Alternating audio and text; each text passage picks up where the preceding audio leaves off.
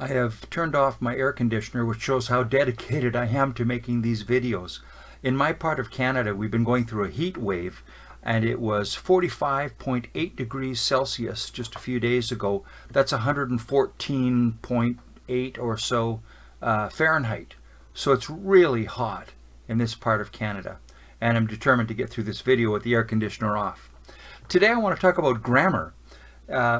Some people say you should not bother with grammar at all. I'm taking the opposite position. I think you should avoid grammar if you want to learn really slowly. I think avoiding grammar is a terrible idea if you want to be quick at learning languages, and I'm going to explain why. The benefits of dealing with grammar, let me give you 3 benefits of dealing with grammar, and then I'll explain what grammar is, because that's most of the problem. People don't understand what grammar is, so they avoid it. The benefits of having some knowledge of grammar is that you will learn faster. You'll have a lot more peace when you're dealing with language learning resources. You'll be way more comfortable. You will have access to what I call dense textbooks. There's a lot of textbooks and learning materials that are very fluffy.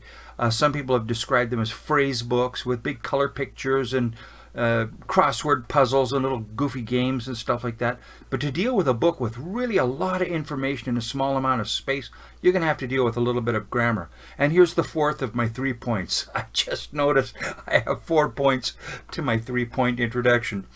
Finally, you will be able to master language patterns a lot better if you have a little bit of knowledge of grammar. And don't be freaked out. I'm going to tell you a little bit about grammar. You're going to be fine, and you're going to learn way faster. Let's talk about it.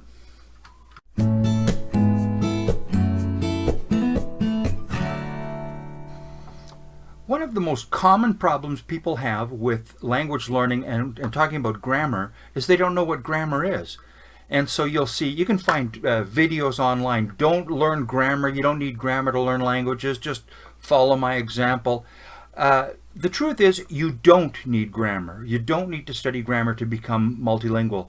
I like what Ollie Richards says. I like the way he worded it especially. He said, no one has ever studied their way to fluency. It's very true. So the idea that you could become fluent just by getting smart enough and understanding grammatical rules and applying them at high speed, well, of course that's nonsense. But that's not what grammar is really all about, and that's not the benefit of having some understanding of grammar. All grammar is seeing a pattern in the language and giving it a name. That's all it is. So I teach my Spanish students grammar all the time, but I usually don't tell them that I am. So for example, I tell them, let's look at the word to speak, hablar. I speak, hablo. Oh, I understand, comprendo. I need, necesito. These are words that they can usually recognize. And I say, notice the ending on each one of those. It's always an O. Almost always in Spanish, when you're talking about yourself, in the present tense, the ending will be O. That's grammar. All we did is we noticed a pattern and we gave it a name. Okay, so now I can talk about that in grammatical terms, which is not really useful to most of my students. I'll say, the first person singular present indicative of regular first conjugation nouns ends in an O. Well, that's not a helpful way to master Spanish conjugations or anything. But a little bit of knowledge about grammar will help you a lot. Let me explain.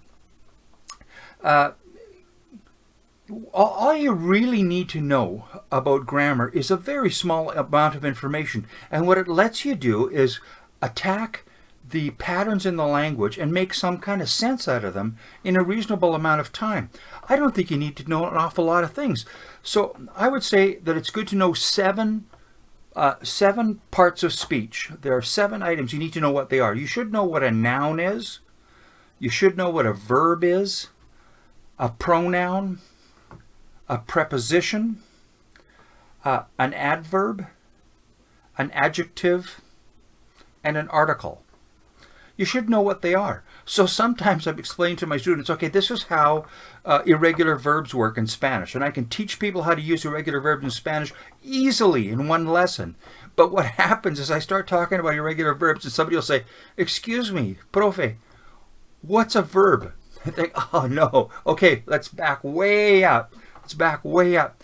And so if you have to explain what verbs are without using the word verb, without using any grammatical terms, it can be done, and I'm good at it, but it's awfully slow and terribly inefficient. I think it's a dumb idea.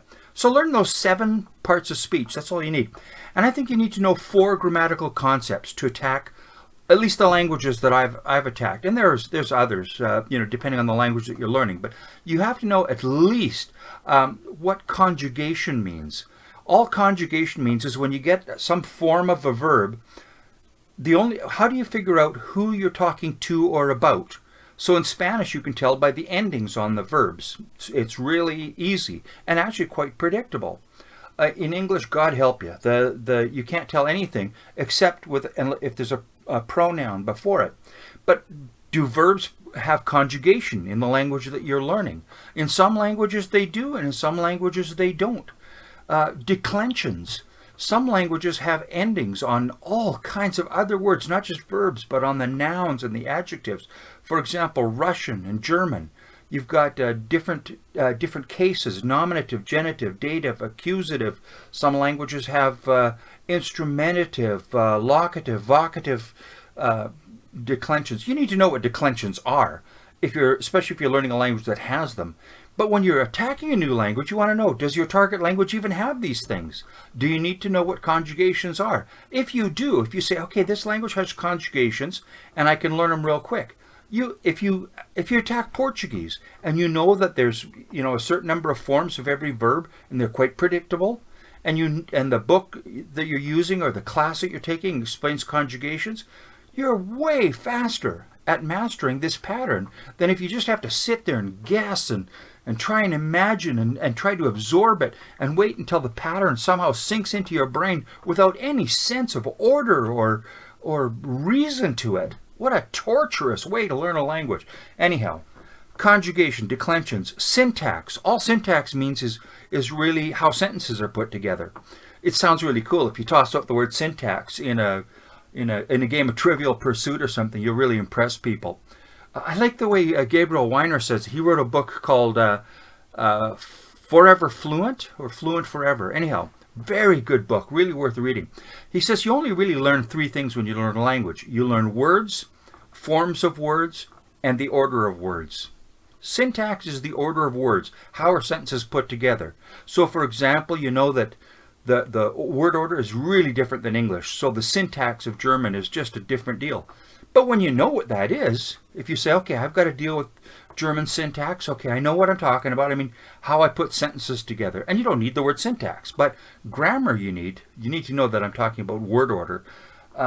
Spanish word order tends to be a lot like English, but if you know that you're looking for that, then you can make some sense out of it. Finally, morphology. That's just a really fancy word for word forms, different forms of words. So for example, we have in English the word speak and speaks. When do you have the S on the end?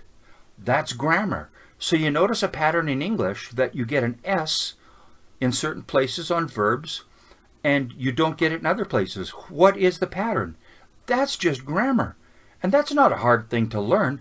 It's so empowering to have some sense of how do you approach this massive thing called a language. If you have a few terms, a little bit of understanding, you have some sense of where you're going. You got a bit of a map. If I'm taking on a new language, I just got a new book, Asimil Yiddish. It's really fun. But I can use the Asimil Yiddish book because I understand when it talks about this is how the verbs work, and this is how the pronouns work, and this is what's different from German, and it makes comments like that. These things all make sense to me because I have a little bit of knowledge. So again, just to sum up, I'm not saying that you have to be able to master a bunch of rules and apply them at high speed. That's not what grammar is. Grammar is recognizing patterns and giving them a name so that you have some logical, practical sense of learning a reasonable amount of information in a reasonable time. Without it, I think you're going to learn very, very slowly. It can be done, but it's hard. When I teach my students, I don't tell them I'm teaching them grammar, but I teach them grammar. And they probably don't even know it. Don't tell anybody. Okay? Thanks.